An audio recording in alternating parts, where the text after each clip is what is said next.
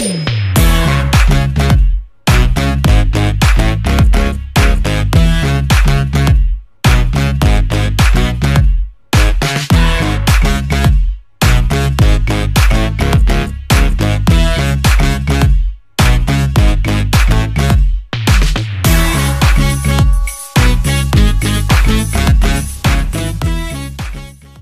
बंधुरा good morning आमी झर्ना झर्नार किचेन आजकेर रेसिपि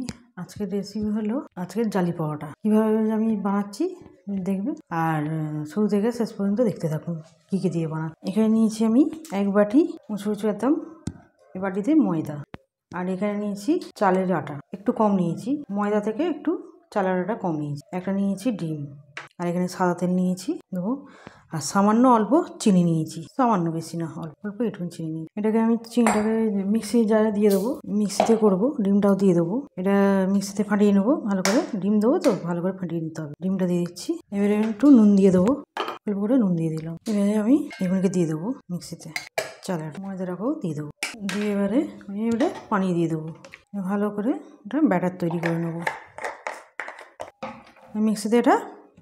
ব্যাটা করে নিয়েছি মিক্সিতে ডিম দিয়েছি বলে মিক্সিতেই করলাম এবারে আমি এটাকে ঢেলে নেবো ব্যাটাকে এবার মিক্সির জারে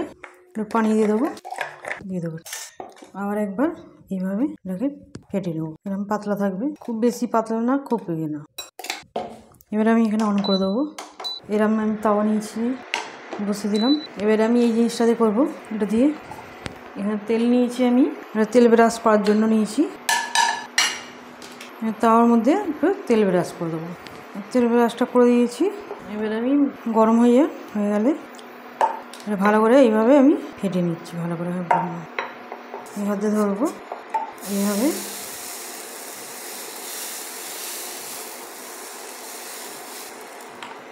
রেখে দেবো যখন দেখবে একটু উঠে উঠে আসছে জানবে তখন হয়ে গেছে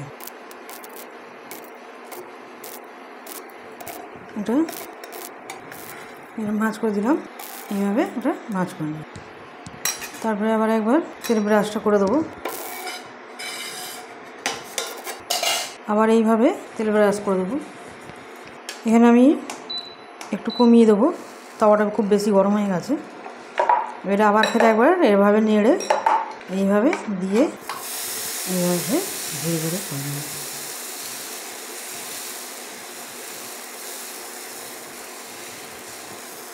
এইভাবে এরম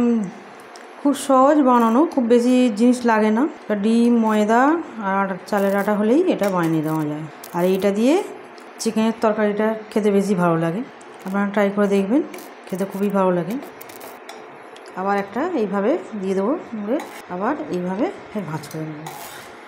আবার একটা দিয়ে দেবো আবার একটা এইভাবে হয়ে গেল আবার একটু এইভাবে হয়ে গেল আবার একটু তেলটা ব্রাশ করে দেবো যা আছে ভালো করে নেড়ে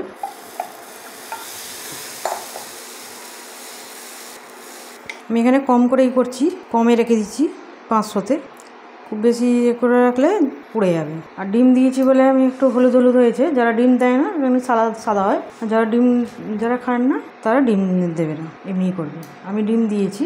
দিয়েছি বলে একটু হালকা হলুদ হলুদ হয়েছে আবার একটা আমার এইভাবে রেডি হয়ে গেল আমার এইভাবে ভাঁজ করে দেবো আমার একটা রেডি হয়ে গেল আমার সব কটা হয়ে গেছে এবারে সব রেডি আর ডিম দিয়েছি বলে একটু হলুদ হয়েছে আর ডিমটা দিলে খেতে বেশি ভালো লাগে আর যারা ডিম খান না তারা দেবে না একটু সাদা হয় আর ডিম দিয়েছি বলে একটু হলুদ হয়েছে আমার একদম রেডি আমার জালি পরোটা রেডি আমার রেসিপি যদি ভালো লাগে বন্ধুদের সাথে শেয়ার করবেন লাইক করবেন আর সাবস্ক্রাইব করবেন।